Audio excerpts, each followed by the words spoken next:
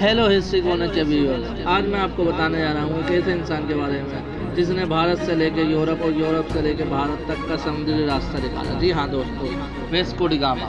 Wesco D gamma एक खोजी नाविक थे। उनका जन्म 1460 में पोर्तुगल में हुआ था। वो दुनिया में पहले व्यक्ति थे जिन्होंने अफ्रीका महाद्वीप का चक्कर लगाकर यूरोप से भारत आने में सफलता हासिल करी थी। वेस्को डी गामा का बचपन साइनस नामक एक कस्बे में बीता था, जो कि समुद्र के किनारे स्थित था।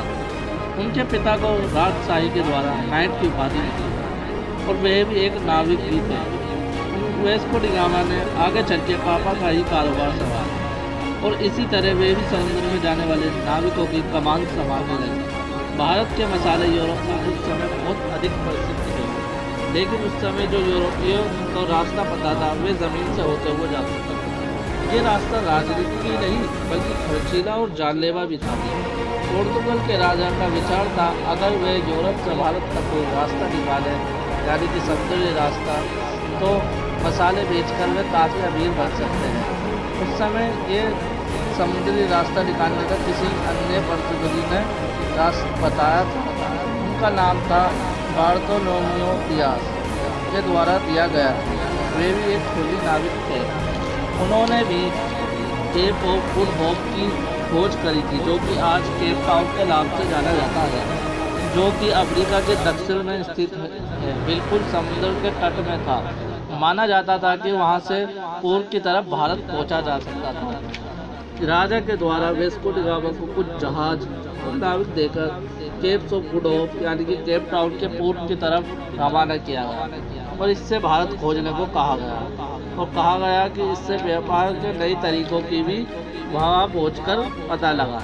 वेस्को डी गामा जुलाई 1457 को 4 समुद्री जहाज़ों और 170 आदमियों के साथ रवाना हुआ।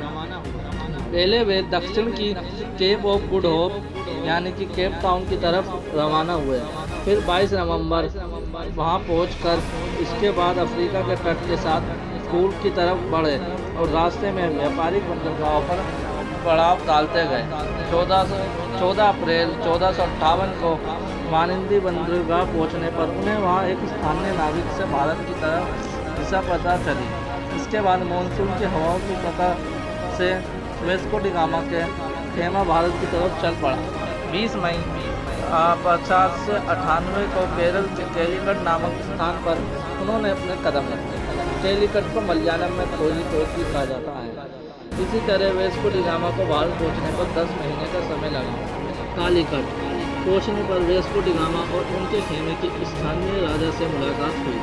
वेस्को डी गामा ने राजा को से व्यापारिक सहूलियत लेने की कोशिश की, लेकिन उनके मुस्लिम दरबारियों ने इस काम में अड़चन पैदा की। वे इसलिए क्योंकि पोर्तुगाली ईसाई थे।